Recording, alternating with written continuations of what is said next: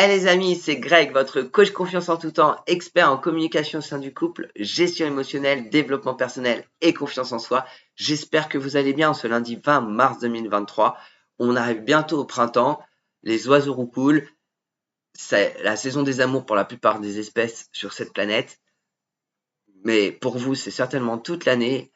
Si vous n'avez pas encore trouvé votre partenaire idéal, vous allez la trouver parce que le destin est toujours bien fait.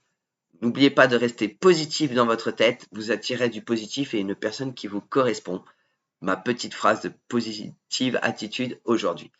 Avant bien sûr de commencer le sujet du jour qui est la gratitude au sein du couple, je vous invite à me mettre des jolis pouces bleus, à vous abonner en bas à ma chaîne si ce n'est pas fait. Si c'est fait, tant mieux. Et pour tous les nouveaux, je vous souhaite la bienvenue sur ma chaîne, Grégory Catio Coach, votre coach en confiance en tout temps. Alors, aujourd'hui, je vais vous parler de la gratitude au sein du couple parce que j'ai pu lire un article dernièrement avec une étude qui a été réalisée aux États-Unis dans l'État de Géorgie sur ce sujet-là, le sujet donc de la gratitude au sein du couple. Et je me tenais à vous en faire part, à vous en parler, à vous expliquer en quoi la gratitude permet justement à équilibrer votre relation amoureuse dans des moments difficiles. Alors, dans cette étude, ils ont interrogé 3000 couples dans l'État de Géorgie. Alors, pour une petite information, cet État est un des États les plus pauvres des États-Unis, où le revenu moyen est en dessous du seuil de pauvreté en termes de statistiques scientifiques au niveau américain. Et ils se sont rendus compte que quand il y avait de la gratitude au sein du couple, donc que chaque partenaire faisait preuve de gratitude envers l'autre, il s'avérait que même en cas de difficulté financière, leur couple et leur amour duraient. Donc je voulais vous en faire part parce que je pense que on n'est pas assez, on n'a pas assez de gratitude envers son partenaire. On ne lui dit pas assez souvent merci, merci d'être présent dans notre vie, merci d'être là comme soutien, merci d'être toi avec tes défauts et tes qualités. Et c'est pour cela que je voulais vous en faire part. Alors la gratitude est aussi bonne pour vous que pour l'autre. Elle agit sur une partie du cerveau, ou du moins sur une partie du cerveau, mais sur une partie émotionnelle du cerveau qui est l'ego. N'oubliez pas que l'ego est à la fois notre ennemi et notre ami. Il nous permet d'être aujourd'hui capable d'identifier un danger, mais aussi de pouvoir nous pousser dans nos meilleurs retranchements, de gérer un stress. Donc, je vous invite à être plus souvent, à avoir une petite phrase de gratitude auprès de votre partenaire. Je suis sûr que dans la semaine, dans la journée, il y a quelque chose que votre partenaire vous a fait, qui vous a fait du bien, et de lui en remercier et de lui en faire part. Parce qu'en fin de compte, je pense que autant au niveau des reproches, on est capable d'en faire énormément au sein d'un couple, autant au niveau de la gratitude, on n'en fait pas assez. Et cela est, à mon avis, extrêmement important afin justement que vous puissiez avoir une relation qui est stable et équilibrée, sans oublier que vous êtes vous, que vous devez penser à vous, et que vous avez le droit aussi d'être en gratitude par rapport au fait que votre partenaire vous laisse cette liberté d'être vous-même. Donc je vous invite fortement à faire part de cette gratitude. Alors, utilisez les mots que vous avez, votre personnalité dans ce type de forme de communication. Vous pouvez aussi être autant lors d'une dispute ou lors de reproches que vous pouvez faire à votre partenaire, ne pas oublier d'avoir de la gratitude. Le positif et le négatif ne sont pas incompatibles. Il faut vraiment que vous ayez cette envie de le faire.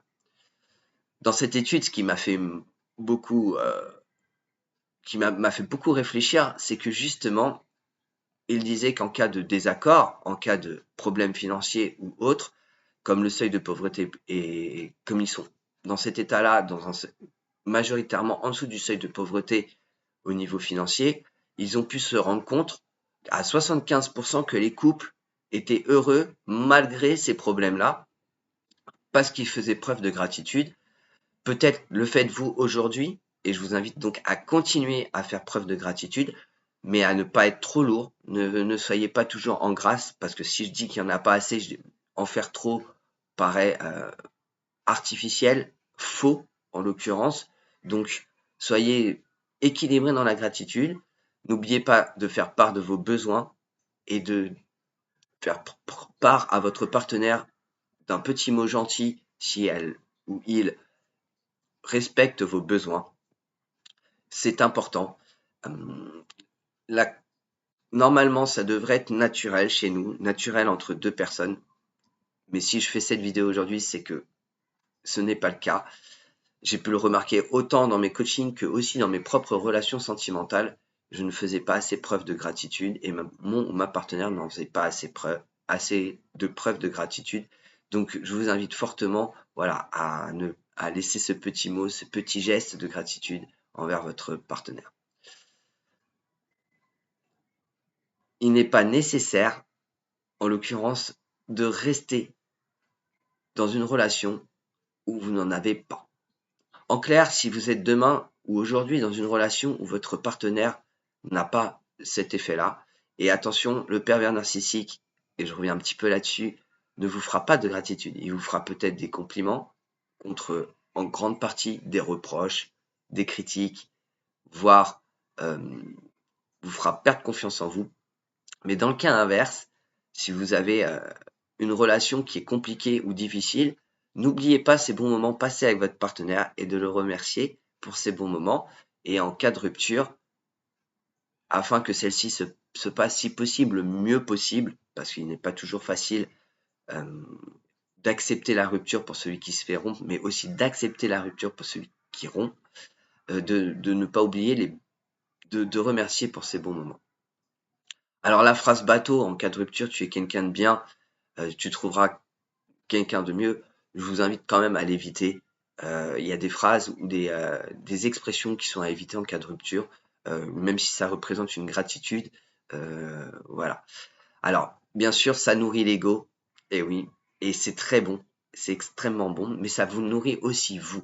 C'est ce que ils expliquaient dans cette étude, c'est que autant vous faites du bien à la personne qui reçoit ce compliment, ce geste, cette parole, mais autant ça vous fait du bien à vous-même de faire part de ce geste.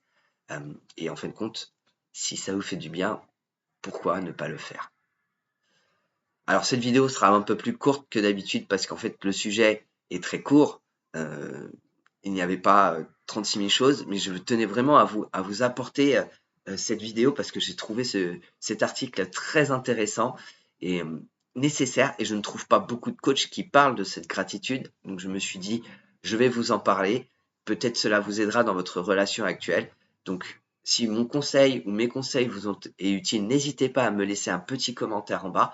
Bien sûr, vous avez bien aujourd'hui mon nouveau site internet. Je vous ai mis des formations sur ce site internet pour que vous puissiez comprendre qui vous êtes et en l'occurrence une formation en particulier sur le comportement affectif évitant. Je vous prépare d'autres formations sur les autres comportements. Vous avez aussi les 5 langages de l'amour qui vous permettent de mieux comprendre votre partenaire et ce qui régit son comportement affectif afin de mieux correspondre à ce qu'elle ou il a besoin de recevoir dans votre relation. Donc, vous avez dans le descriptif mon site internet, n'hésitez pas à aller visiter. C'est gratuit, c'est quelques clics, vous regardez. Si vous êtes décidé à passer à l'action, vous n'hésitez pas. Vous pouvez prendre soit une formation pas très chère, soit bien sûr un accompagnement avec moi dans ce domaine-là, en l'occurrence la gestion émotionnelle et la communication au sein de votre couple, y compris lorsque vous sentez que le bateau chavire. N'attendez pas qu'il soit trop tard pour passer à l'action. C'est maintenant que vous pouvez faire les choses. Encore une fois, je vous invite à mettre des jolis pouces bleus si vous avez aimé cette vidéo, de vous abonner de nouveau en bas afin justement de recevoir mes nouvelles vidéos que je poste toutes les semaines sur cette chaîne. Je vous souhaite une très bonne journée, une très bonne semaine et je vous dis à la semaine prochaine pour une prochaine vidéo. Bye les amis.